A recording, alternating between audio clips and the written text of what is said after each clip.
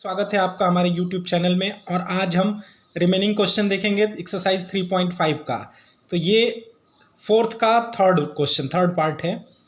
Yes scored 40 marks in test, getting 3 marks for each right answer and losing 1 mark for wrong answer. Had 4 marks been awarded for each correct answer and 2 marks been deducted for each incorrect answer, then S would have scored 50 marks.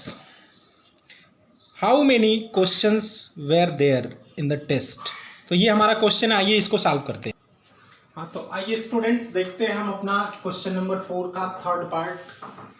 Question में पहले equation formation करेंगे। Equation formation के लिए देखिए हमारा जो given data है उसके अकॉर्डिंग पहले क्वेश्चन पढ़ के हमने सपोज करना होगा पहले, let number of right answers be x and number of wrong answers be y, then total number of questions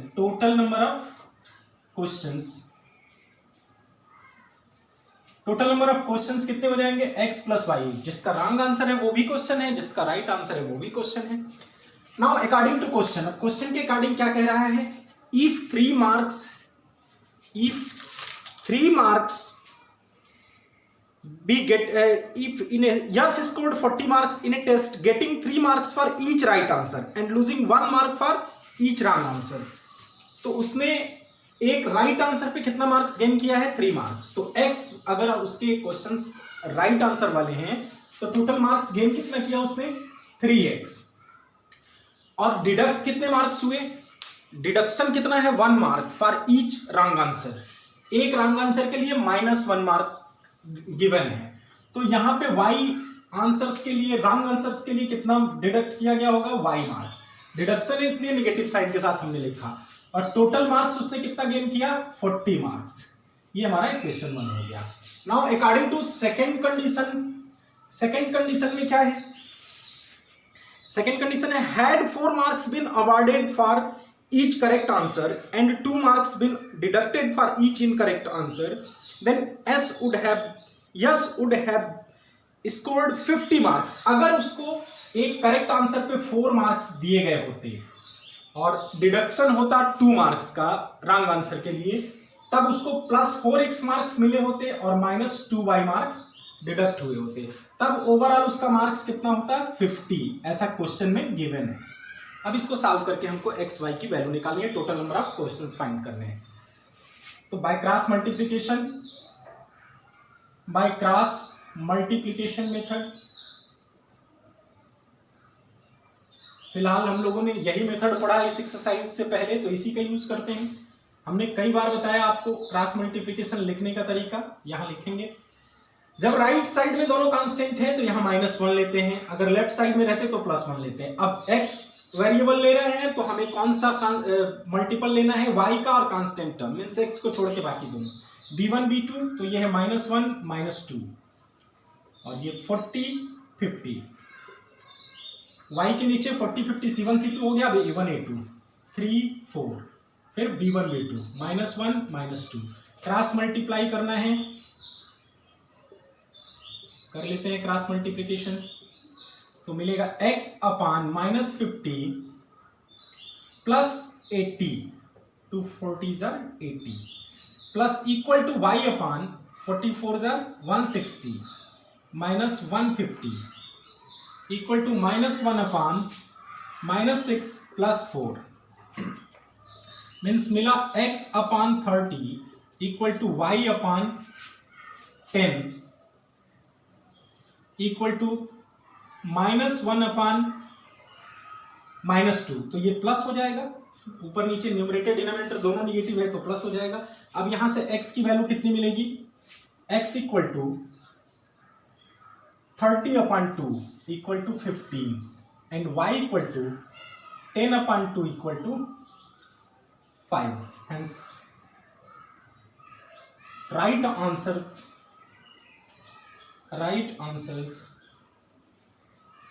be 15 and wrong answers be 5 and total number of questions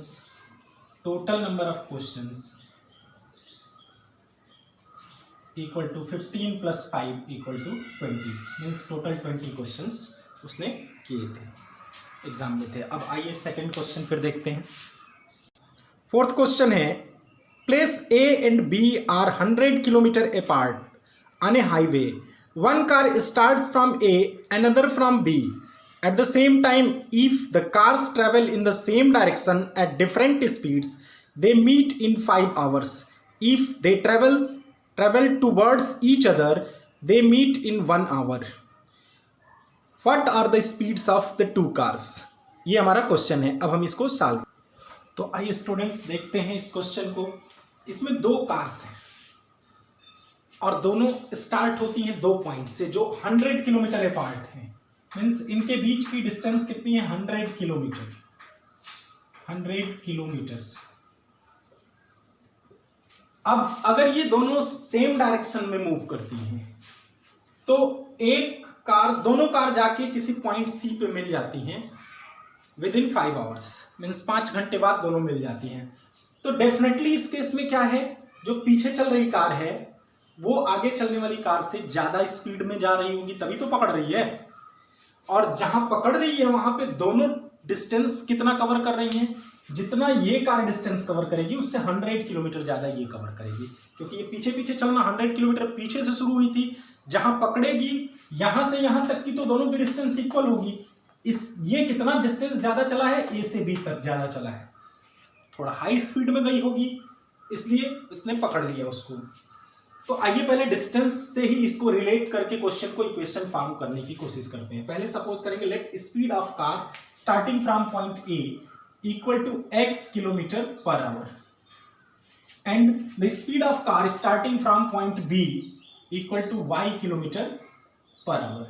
then if cars travel in the same direction, अगर दोनों same direction में जाती हैं तो distance का difference दोनों का कितना होगा, डिस्टेंस का डिफरेंस होगा 100 किलोमीटर का, क्योंकि ये ज्यादा चलेगी पीछे वाली कार यहां पहुंचने में, इससे कितना ज्यादा चलेगी 100 किलोमीटर ज्यादा चलेगी, क्योंकि ये तो यहीं से चलना शुरू हो रही है, ये यहां से चलना शुरू हो रही है 100 किलोमीटर पीछे से। तो आइए डिस्टेंस का यहां पे डिफरेंस रखेंगे कितना 100 किलोमीटर का, तो पहली कार कितना डिस्टेंस कवर करेगी, तो डिस्टेंस इक्वल टू होता है स्पीड इंटू टाइम। स्पीड हमने सपोज कर रखा है कितना x किलोमीटर पर आवर, और टाइम कितना लगा है, दोनों ने टाइम कितना लिया है यहां तक पहुंचने में 5 आवर्स। तो पहले वाले का डिस्टेंस हो जाएगा 5 इंटू एक्स, ये हो गया टाइम इंटू स्पीड, माइनस दूसरे का डिस्टेंस कितना होगा 5 इंटू वाई, इसकी स्पीड y है तो 5 आवर्स में ये 5 इंटू वाई किलोमीटर चलेगी।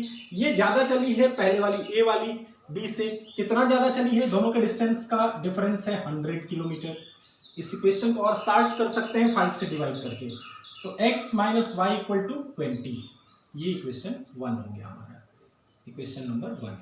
If they travels in the opposite direction, अगर दोनों अपोजिट डायरेक्शन में चलती हैं, मीन्स दोनों एक दूसरे की तरफ आ रही है, ये इधर से इसकी तरफ जा रही है और ये कार इसकी तरफ आ रही है, तो डेफिनेटली पहले केस में हमने क्या देखा था, पहले केस में हमने देखा था कि इसकी स्पीड इससे ज्यादा है तो ये ज्यादा डिस्टेंस कवर कर लेगी, ये कम डिस्टेंस कवर करेगी, दोनों आके एक पॉइंट पे मिल जाएंगे, मीन्स दोनों मिलके ये डिस्टेंस कवर कर रहे हैं पूरा, ये डिस्टेंस कितना है 100 किलोमीटर का, तो दोनों मिलके यहाँ 100 किलोमीटर कवर कर रहे हैं।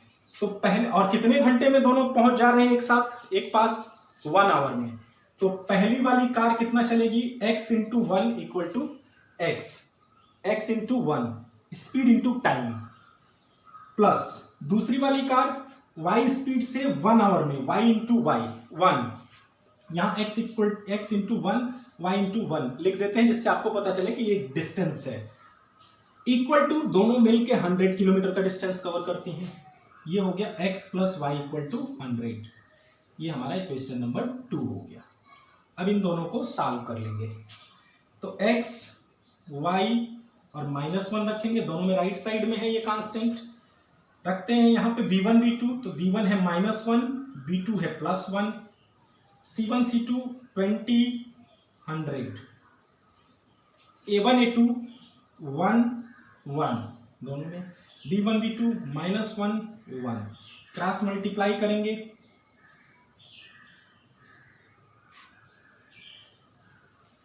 तो क्या बनेगा x upon -100 -20 equal to y upon 20 minus 100 equal to -1 upon 1 plus 1 हो जाएगा। -1 इंटू 1 -1 होगा और साइन भी बीच में माइनस का होता है, तो ये हो गया x upon -120 equal to y upon -80 equal to -1/2।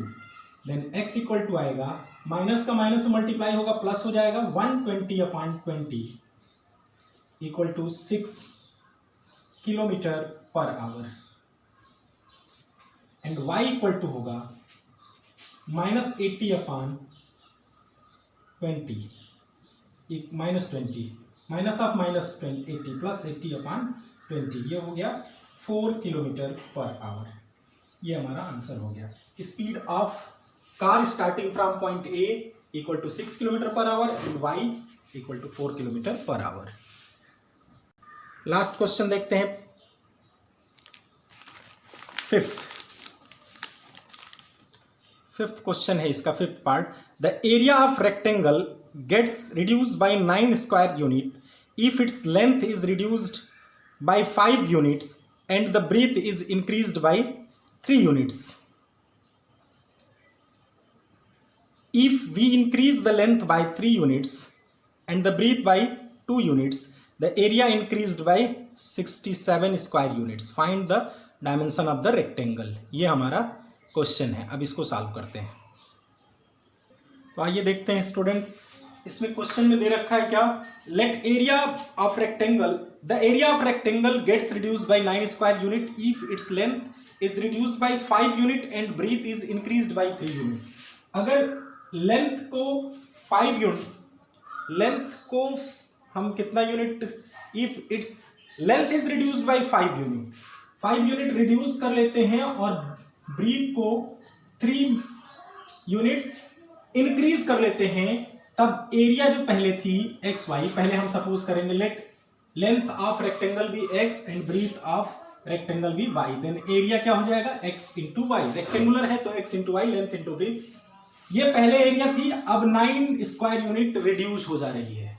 इसका मल्टीप्लाई करते हैं, x y minus 5y plus 3x minus 15, 3x minus 15 plus xy minus 5y equal to xy minus 9, xy से xy कैंसिल होगा, 3x minus 5y equal to 15 minus 9, ये plus जाएगा उधर तो 6 हो गया। Equation number 1।